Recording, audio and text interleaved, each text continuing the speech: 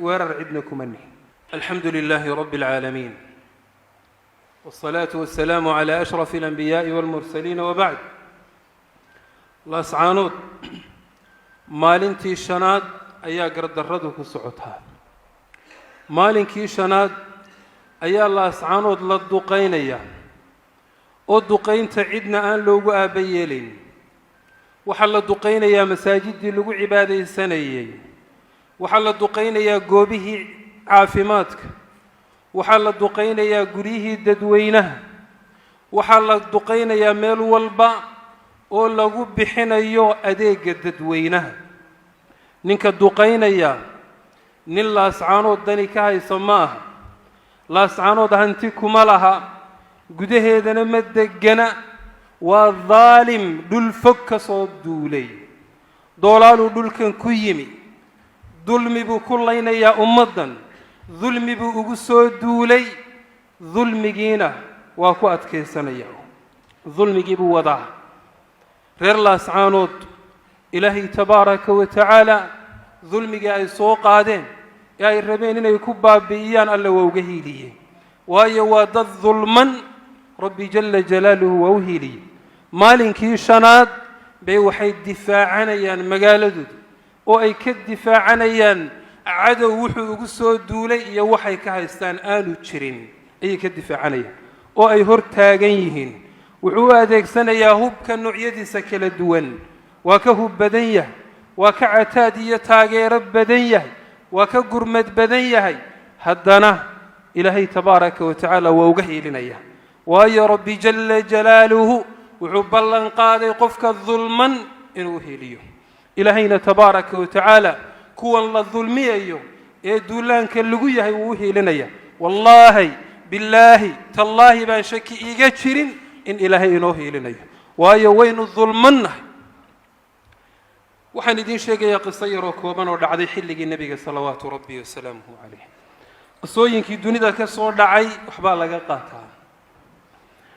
nimankii gaalada ahaa ee qaybi quraysh ahay, qayb kale khatafaan iyo dhulka ay deganaayeen oo hawaasin ay lahaayeen iyo thaqiif, ayaa nimankii yuhuudda ahaa waxa ay ku dhiiriyeen oo ay ku booriyeen in nebi moxamed salawaatu rabbi wasalaamuhu calayhi duulaan ay ku soo qaadaan oo ay iyagu dusha kaga yimaadaan. yuhuuddii magaalada madiina deganaydna inta ay ka baxdo ballankii nebiga ay la galeen, iyaguna ay xaggan kaga dhuftaan. markii qorshihii ay iyo shirqoolkii ay maleegeen ayaa waxaa isu yimi laba nin oo raggii yuhuuddaha ka mid ah. nin waa ninkii la odhan jiray xuyay ibnu akhtab. wuxuu u yimi ninkii la odhan jiray kacb ibnu asad. wuxuu yidhi niyow waxaan kuula imi guushii dunida ka jirtay oo dhan iyo guushii zamanka iyo wakhtigan kuula imi buu yidhi. waxaan kuula imi bad aada u weyn iyo hawl aada u qiimo badan. waxaan kuu wadaa quraysh oo hoggaamiyeyaasheedii iyo madaxdeediiba wadata. waxaan kuu wadaa khatafaan oo hoggaamiyeyaashoodii iyo madaxdoodiiba wata.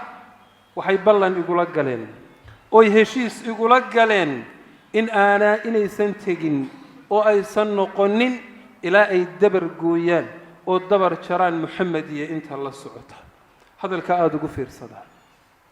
waa hadalka ay ku heshiiyeen muuse biixi cabdi, moxamed kaahin, nuux taani iyo inta kale ee duulaanka ah. inta amraysa iyo inta la amraya waa qodobkay ku heshiiyeen. reer laascaanood aan dabar jaro, laascaanood ha la baabi'iyo, ummadda ku nool dukun daakun ha laga dhigo, waatay ku tashadeen. sidii qoladaa yuhuudi ay ku tashadeen xaalkuma noqon. ilaahay tabaaraka wa tacaala nebi moxamed salawaatu rabbi wasalaamuhu calayhi iyo saxaabadiisaba waa u hiiliyey. dhinac walba waa lagaga yimi. id jaa'uukum min fawqikum ومن أسفل منكم وإذ زاغت الأبصار وبلغت القلوب الحناجر وتظنون بالله الظنون هنالك ابتلي المؤمنون وزلزلوا زلزالا شديدا وإذ يقول المنافقون والذين في قلوبهم مرض ما وعدنا الله ورسوله إلا غرورا وإذ قالت طائفة منهم يا أهل يثرب لا مقام لكم فارجعوا ويستأذن فريق الله أكبر الله بيوتنا عورة وما هي بعورة إن يريدون إلا فرارا ولو دخلت عليهم من أقطارها ثم سئلوا الفتنة لآتوها وما تلبثوا بها إلا يسيرا. dhinac walba waa looga yimi, xagga sare looga yimi oo xagga hoose looga yimi. waxaa taagmay araggii oo wareeray, wadnayaashii waxay ku soo gufaysmeen, dhuuntay ku soo gufaysmeen. malayaal aan wanaagsanayn bay saxaabadu ilaahay tabaaraka wa tacaala ka maleeyeen in la jabiyo, laga adkaado, cadowgooda ay u jabaan. taasay dareemeen, walwal baa la soo gudboonaaday. ilaahay tabaaraka wa tacaala halkaas ku kala soocay dadkii mu'miniinta ah, kii iimaankiisu dhabta ahaa iyo kii kale. waa sugnaadeen, cadowgoodiina waa ka adkaadeen. ilaahayna tabaaraka wa tacaala waa uga heliyey. innaguna waa sugnaanaynaa, difaac baanu nahay, weerar cidna kuma nihin. waxaanu difaacanaynaa magaaladayadii, waxaanu difaacanaynaa naftayada, waxaanu difaacanaynaa hantidayada, waxaanu difaacanaynaa reerahayaga iyo ubadkayaga, waxaanu ka difaacanaynaa cadow aanaan waxba ka hayn. somalilan oo muuse biixi horboodayo madaxu yahay inta la socota ayaanu ka difaacanaynaa oo aanu hortaaganna. waxaa loo baahan yahay inaynu sugnaano, waxaa loo baahan yahay inaynu